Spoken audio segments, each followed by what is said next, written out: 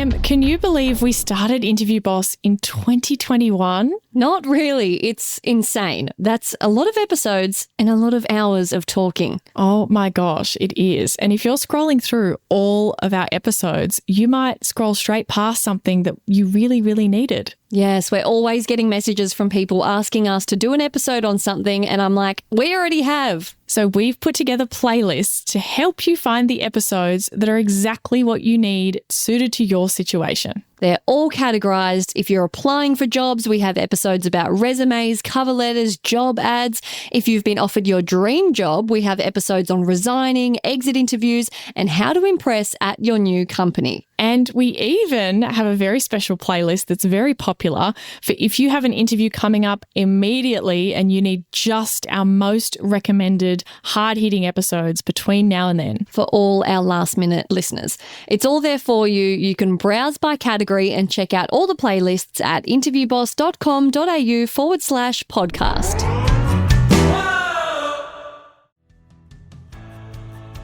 That's what I would be genuinely thinking is like, well, why haven't you got anyone that you can have us speak to? Like, what does that say? Hey everyone, and welcome back to Interview Boss. My name is Emma. I'm a radio journalist who's teamed up with my sister to give you advice, inspiration, and support when you're looking for a new job. Sarah is a HR and recruitment professional, and together we're excited to give you all the tips, tricks, and behind-the-scenes knowledge to help you in your career. Hey, Em, and welcome back, everyone. Em, who is getting a big fat shoot your shot shout out this week? To Laurie, who bought us 5 coffees. She said, Emma and Sarah, words cannot express how much I appreciate you both and the impact you made on me landing my new job. I was laid off from my job after working for the same company for 27 years. While I stayed positive and hopeful that I would eventually find a great role, my confidence in all areas of my life plummeted. If the company I dedicated so much of myself to did not choose me, then who would? I listened to your podcasts every time I went to the gym, which made me more eager to go, winning, and took away something from every episode. It was the best bits exercise that turned everything around for me. After writing all of them down and connecting them to skills and qualifications so I could speak to them in interviews, I realised I do have value to bring to an organisation. My next screening interviews progressed to seconds, thirds, fourths, and ultimately offers. I am so excited to start my new role on August 5th, and I owe it a lot to both of you. Thank you. Oh, this is incredible, Laurie. And like, just how old are you, Em? 24. You just had to think about that for a second. Laurie worked for that company longer than you are old. Like, she was already working there when you were born. It's so hard to get my head around that people can spend more than my entire lifetime in a single job, but it happens. Our mum just texted our family group chat today and said next month or whatever, it's been 30 years in her workplace. Like, that's a crime. It's crazy. And look, she's moved around, but it's like the one kind of organisation, I guess. Yeah, crazy. And for all of you out there who are like, oh, how old does that make Sarah? Well, Emma and I are 8 years apart. That might shock some of you guys, I think. I feel like people don't know that. I always get asked all the time how much younger you are or what the gap is or whatever. And people are shocked. I don't know whether you seem older or I seem younger, or maybe probably both. Like, we both seem closer to the middle. You moved out of home when I was 10 or something. Yeah, literally. And then I moved into your bedroom. You did. Straight away. Wasn't even cold. I was like, get out. She was like eyeing it off straight away. So I had your old room when I would come home. Anyway, we're side noting. Laurie, incredible. And she wants to go to the gym even more to listen to us. That's incredible. That's some dedication right there. I feel like we're getting more shout outs lately where people are being laid off. Have you noticed that? Mm-hmm. Yeah, there's a lot of that going on. It doesn't mean anything about you. It really doesn't. It's their business decisions even if it was like personal at the time, it's like they have, someone doesn't like you, whatever. It's not a reflection of your 27 years at all. If anything, it's a reflection of like one person's opinion or some kind of scenario or whatever. It's not a reflection of your entire time there or what they think of you or your value as a person. 27 years is an incredible feat, and now you get to look forward to a new journey and do something even better. Yeah. I also love how she said screening interviews progressed to seconds, thirds, fourths. Like it wasn't like suddenly it all transformed and the next job she got. It's like she started to get more opportunities and then it turned into something amazing, incredible. Good luck, Laurie. Now, if you need a little bit of help with your next interview or you need a bit of a light bulb moment like Laurie about your best bits, check out all the help that we can provide you at interviewboss.com.au/coaching. We have one-on-one interview coaching sessions that you can do with me. I do them with people all around the world at all different times of day. Or you can check out the On-Demand Interview Academy. If you're more of a self-study, I want to do it myself, I just need you to point me in the right direction. It's step by step by step with activities, lessons. You can watch them as many times as you want. You have lifetime access. So go check that out. As always, if you liked one of our episodes, used a tip we sent you, or want to request an episode on your conundrum, kindly follow us on Instagram, slide into our DMs, and we could dedicate a whole episode to you, which is what we're doing this week. We had Shell who sent us a question. She said, "Hello, I found your podcast a couple of weeks ago and have been listening to it. I've been job searching for 6 months and have faced a lot of rejection." Ooh, we know that's a banned word, but we'll keep reading. Yeah.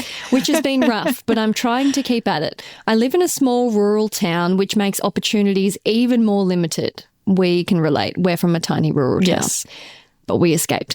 I have over 10 years of customer service experience in quite a few different industries. I don't think any of my past employers would have anything negative to say about me. However, I moved around a lot as a younger person, so my experience is all over the place, and I never maintained any of my work relationships after leaving an employer. So my problem is references. When I get to references, I have nothing to put down because I haven't kept in touch. I don't even have any friends to lie for me, not that I would anyways. What do you do when an employer wants your references and you don't have any to use despite your experience? Conundrum indeed. And I think there's plenty of kind of tips that we can give here. First of all, I think you have to reach out to the people that you worked for. That was the first thing I kind of took from this. She kind of talks about, oh, well, I haven't stayed in touch. Well, that's okay. You don't need to have stayed in touch. You can just be like, hey. Hope you've been well. Do you remember I worked for you a little while ago? Hope you've been well. Yeah, like it's totally okay to come out of the blue and reach out to someone that you used to work for to ask them to be a reference for you. You don't have to have like chit-chatted. Like I don't chit-chat with my previous managers. Like I haven't kept in touch in a real way. I would just reach out and be like, hey, I'm looking for a job again. Like, would you mind? I would say you definitely do want to reach out. You don't just want to start listing them because that would be unusual and that would be a bit odd. And I think most people would find that potentially even a bit disrespectful, being like, oh, you didn't even speak to me. You need to jog their memory. They need to have a chat with you that they know someone's going to call. Yeah, totally. So if you know where they work, like you can like work out their work email if you had a work email, if you can pop in there, if it's the kind of like customer service place you can pop into, you can look them up on LinkedIn, something like that. Like find out a way or even use the number that you have saved for them. Like it might still be there. I was going to say, wouldn't you have their number already in your phone? Well, I thought so, but like, I don't know how long it's been. So I say reach out to people like this, you know, we didn't keep in touch. That's irrelevant. You don't need to have kept in touch. Especially because you need a reference, right? So you need to get one. So, well, yeah. And what's the more awkward conversation? The one with your prospective employer being like, I don't have any references, or like a tiny little moment of awkwardness with someone before they agree to be like, yeah, no worries, put me down. And then you've just solved that problem for yourself forever. Like how handy is that? Like just a little bit of awkwardness and you can have it all fixed. You also need to check what they would say about you. So in your message, you said, I don't think they would have anything negative to say, but if we know anything, it's to never assume. That's not to say we're insinuating you could have, have any beef with people that would warrant them saying bad things, but you need to ask your references. Would you be my reference and would you say good things? Yeah, like what would you say? Like if I gave you as a reference. What do they say about assuming? Haven't you ever heard that? when you assume, you make an ass out of you and me. Ugh. That's so embarrassing. Anyway. There's the age gap in action. I feel like Dad told me that. That sounds like something that a 60-year-old English teacher would tell you. That has no place in my realm. Well, every time someone says assume, I just think of it because it's got the word ass in it. Tell me, because like we're saying this that you need to say, verify if they'd say good things, but like give me some different ways you could say this because it feels kind of awkward. Like, hey, can you be my reference, but only if you'll actually say nice things? Well, the only reason I brought it up is that she says, I don't think they would have anything negative to say. It's just the way that she wrote that. Like that kind of hints to me that there might be some things about her situation with them that they might not be that happy about. It sounds like there's some doubt there is what I'm saying. And you just want to clarify if you were to reach out and say, hey, I'm going for some jobs. I need a reference. And I just wondered if you remembered working with me, like, would you have good things to say about my experience and my, XYZ with customer service? What are your thoughts? And just see what they kind of say. If they're really hesitant or they say, oh, well, I would have to be honest or something like that just gives you a little bit of a vibe that you'll be able to do a temperature check. Yes, I think that's what you're going for. I'm just trying to imagine if someone checked in with me and said, hey, would you be my reference? And can you talk about my experience with XYZ? And I knew that there was some harsh stuff that I could potentially talk about because it wasn't an overall positive experience. I would probably say, what's the role? And get some more information and say, yeah, well, look, there's this, but I would have to be honest about everything else that we talked about at the time. I was going to say, would you ever bow out and go, I don't think that's a good idea for your self-preservation? Ask someone else. Well, I think what you'll find is that the person you ask to be a reference will just ghost you. It's harder on a phone call, obviously, but if you, let me get back to you or something, or they just don't reply to your email, or they don't reply to your message, they may be trying to protect you from what they would actually say. Because if they said yes and then the person called, they might find it very hard not to say the truth. Like, for example, she talks about in this message, she moved around a bit.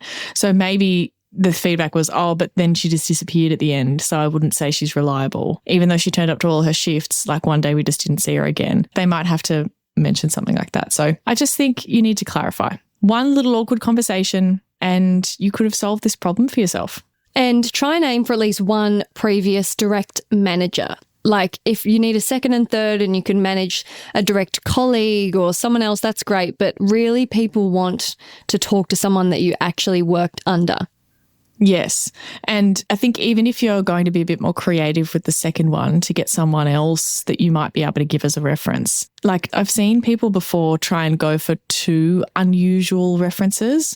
It's a reach. Yeah, it is. It's like maybe someone that they managed and a colleague, and it's like, oh, okay, I need someone who you reported to in your last couple of jobs. So try and find that first one. That's going to be the most important one. If you got one like direct manager, that would make things a lot easier for you because then you can say, right, well, I've got this manager that I can give who I worked with here for X amount of time. But then after that, people have left, they've moved overseas. What about a colleague or what about someone else? And yeah, like you were just saying, for the second one, you can get a little bit more creative if you need to. Have you done some babysitting? Is there a family member that you've done a bit of work for? A colleague that you're still in touch with? You can have a bit of wiggle room there. And companies are likely to be more flexible if there's one strong, relevant reference. But if they're all wishy-washy, it might be a bit of a red flag. Totally. And that's what I would be genuinely thinking is like, well, why haven't you got anyone that you can have us speak to? Like, what does that say? And hey, let's just imagine for a second, maybe you did really burn some bridges. Like you fully just, you weren't sure what you were doing. It was years ago, just circumstances kind of led that way and things have changed. Well, then I would say that you need to be talking about that in your intro.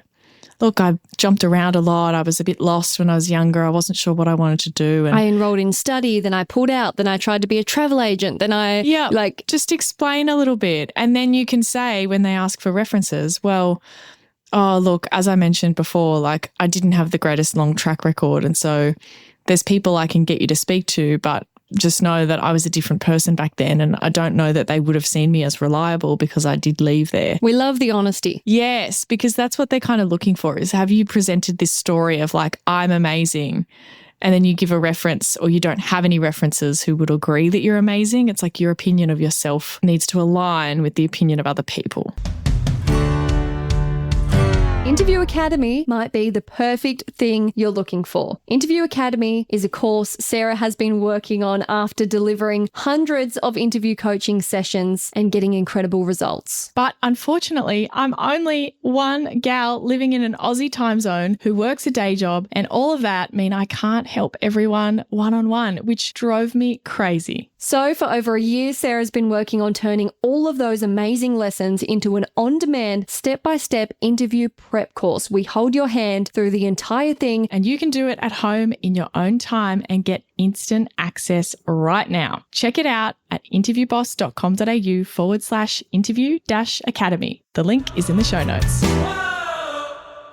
And on that note of you saying it makes you a little skeptical as to if someone, has none, I think that's important to touch on because, not to say you can be really unlucky where you've had multiple big person jobs, like not just little random casual jobs, big person jobs, and maybe ended on a sour note or there was a horrible micromanager, you got away so you don't have that reference, and then maybe you were only somewhere for 2 months because you didn't like it. Like there can be pockets of a bit unlucky in that sense, but as a general rule, it is a little concerning if people don't have any references and they've had an extensive career. I think sometimes you need to remember that treading carefully here. Even if there was something that you didn't love, maybe they were a bit of an annoying company, you didn't like their procedures or they sort of stuffed you around a bit in the end. These are the things you have to think about when you don't just wipe your hands with them. Like I've had multiple jobs that I've left being like, oh, I need to get out of there, like hating this element. But they would still say amazing things about me because I grit my teeth and I just got through it and maintained all that for my own benefit. Yeah, ended well. I think that should be part of your calculation in your head when you're looking to leave somewhere and salt the earth, burn the bridge, like I'm never coming back. Do you need them in the future? Or who are you going to give as references? If you've got I can give this and this and this and this and I'm covered, great, amazing, do it. If that's going to leave you with yet another place that you don't have a reference from, maybe just think about what your exit looks like. You've just got to do the burning the bridges and the salt of that. You do that in a notebook at home, but you still show up and you say, yeah, it's been so lovely. Thanks. See you next time. And you don't call in sick your last 5 shifts. Like we're dealing with a couple of people at the moment who are in their notice period in my job, and I'm talking to the managers about it, and they're like, well, what if they just are a nuisance in their last few weeks and they just don't want to be here? They're not doing anything properly. And basically I'm having conversations with them about what can we do about that. And it's not a good look. Ask if you really, really can't serve out your notice period properly and do yourself justice. Ask if you can finish up earlier. At that point, it's worth a try because it's either that or you're going to absolutely piss everyone off. And I think if they know you're not able to give it your all properly, you can say, look, I know I'm meant to do 4 weeks. Also, can we just move away from the fact that not everyone has a 2-week notice period? It's not the default. You might have more, you might have less. You need to actually check your contract. Yeah, I think mine's 6 weeks. Yeah, it's not 2 weeks. Get that out of your head. If you don't think you can focus properly for 4 weeks, ask, hey, look, I'm really struggling to get everything done properly. I really feel a bit checked out. And is there any way do you think I could finish up in 3 weeks? Here's what I think I could finish in that point. Try and do that. People will remember the way you left. They will. And it will colour the rest of your experience. Yeah. Now, that is generic and that doesn't relate to Shell, but just generic advice. If you maybe need a little bit of self-reflection, if you are this person that looking back, don't have reference after reference after reference. But other ideas, get written references from the companies that you worked for. Sometimes this could just be a simple statement of service saying you worked from X to X date in this certain role and the reason you left was X. This is interesting because I would have thought this is kind of a bit dead. Dead, like, this is what I did in year 12 when I got my teachers to write written references because I was applying for early entry and you have nothing else to put in because you have no life experience. I didn't really realise that it was still done beyond that. Right. But I'm not really talking here about like Emma is a lovely whatever. Like I'm talking about Emma worked in this job, she started on this day, she finished on this day, and her reason for leaving was she resigned. More of a factual statement. Yes, and you can sometimes get that from like the HR department or the office manager or whatever, and they don't have to have known you. Like I've written these kinds of documents for people who worked at the company that I work at prior to my time, or maybe in a different area. I didn't even know who they were, but I can look up their records and be like, yeah, sure, I can give you that letter. Like you did work here and that's what I have on file as why you left. Now, it's not amazing because what you're not doing is you're not allowing someone to ask questions about what you did or what you were good at or what you weren't or whatever. This is plan B. Yes, that's right. This is like backup emergency kind of situation. What it does address though is that the dates, it confirms that you're not lying about having been employed there, and it confirms the reason you left that is not termination, right? Or it confirms that it was a contract or that it was just a bit of fact checking. Yeah, because I think the thing that we're always worried about, and I've had to talk to lots of colleagues about this and explain that as HR, occasionally you have to terminate people, and sometimes it's for quite serious stuff that is very concerning, that if you were hiring someone, you would want to know that they had done that thing or that they had left in that manner, or avoid hiring them altogether. And those people, when we terminate them, they go out and get another job. Do you think that they're saying the truth in those interviews and in those situations? They're not.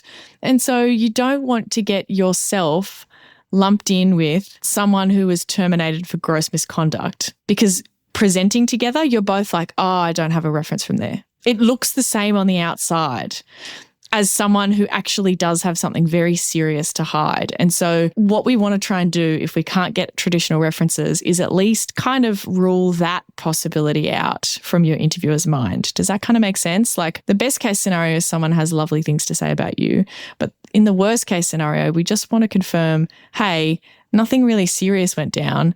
I just left. And here's this letter that can prove that. And sometimes on the actual form of applying, there will be a box that you have to put the reference in. So you can't just avoid, like how we suggest doing on your resume, is just putting references available upon request. It's a little power move.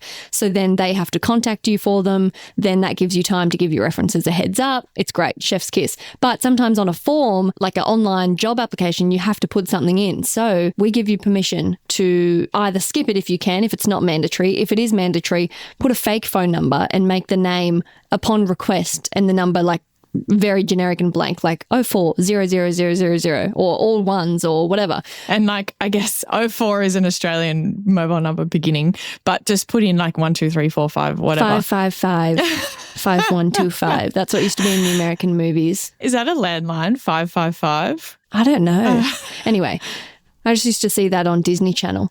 But then that gives you the means to have a conversation about it. So once you do meet in person or they reach out, hey, yes, you would have seen I, didn't put a real thing in there, wanted to chat about that. Yeah. And look, I don't love this, so don't do it unless you really have to. If they're asking for references on the form, they're doing that for a reason, and you're kind of saying, no, I want to do it my way. Like I would be a tiny bit frustrated if I asked you to fill it out and you skipped it. But I don't want you to not apply for it. So if you're at the point of like, oh, I have to not apply because I don't have one, just see if you can put first name upon, second name request, relationship manager, and then 041235. Like the HR person sees that and is like, that's a strange name. Upon request. Yeah. I mean, just, you got to do what you got to do. Here's my thing though.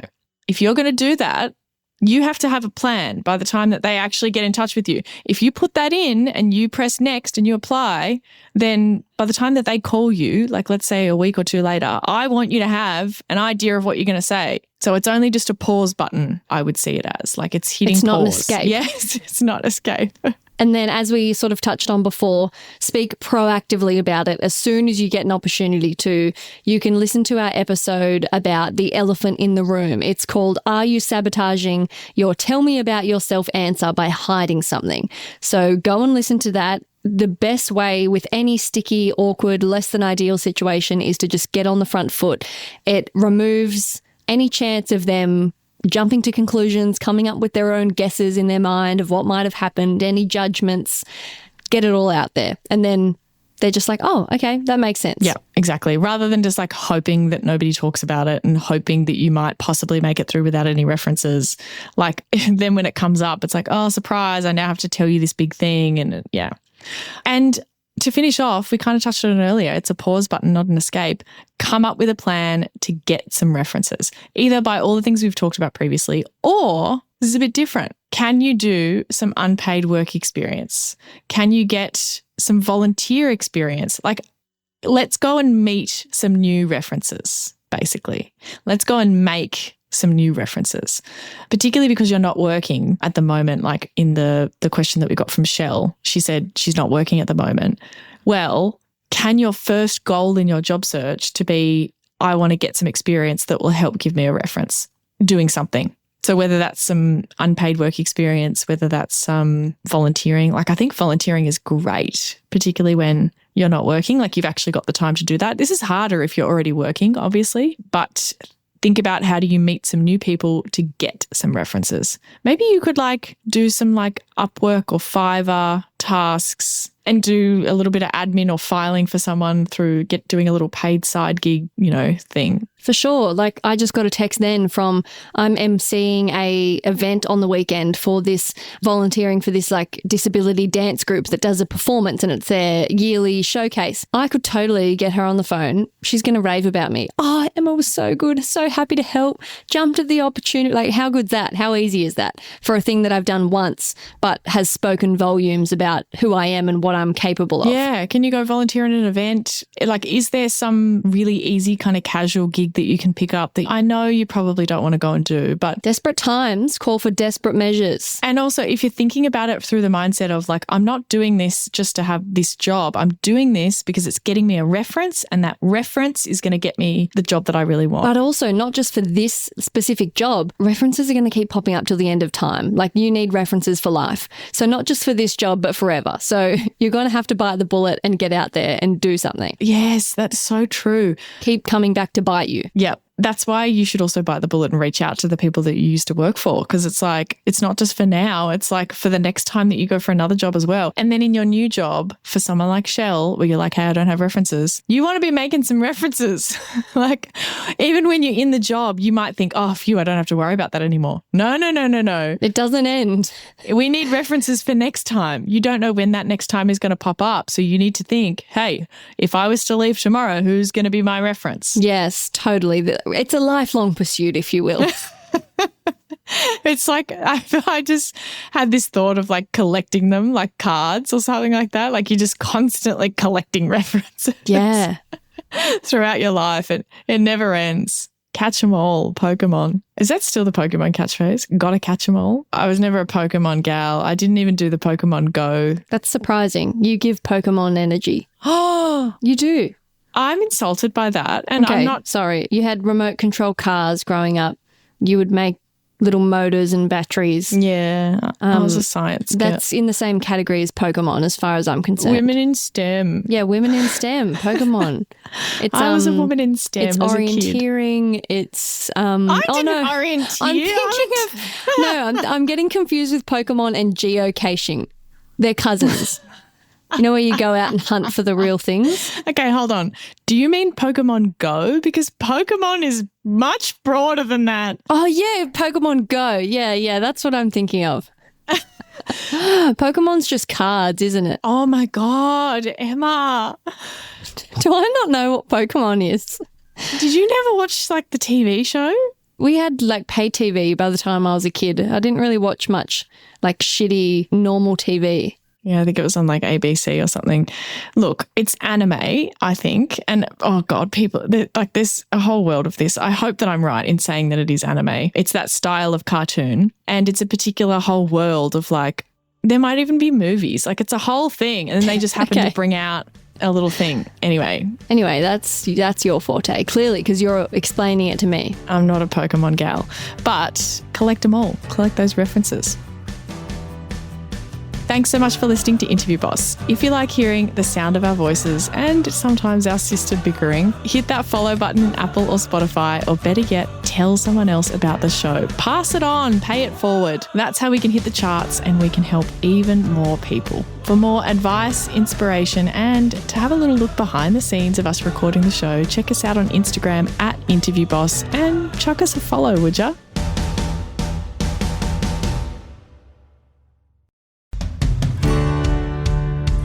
We've been your job search besties and helped you in some way. There's a cool way you can support the show. Shout us a virtual coffee. We get a huge kick out of reading all of your success stories. Head to buymeacoffee.com/interviewboss and shout us a cuppa. If you keep us caffeinated, we can keep the content coming.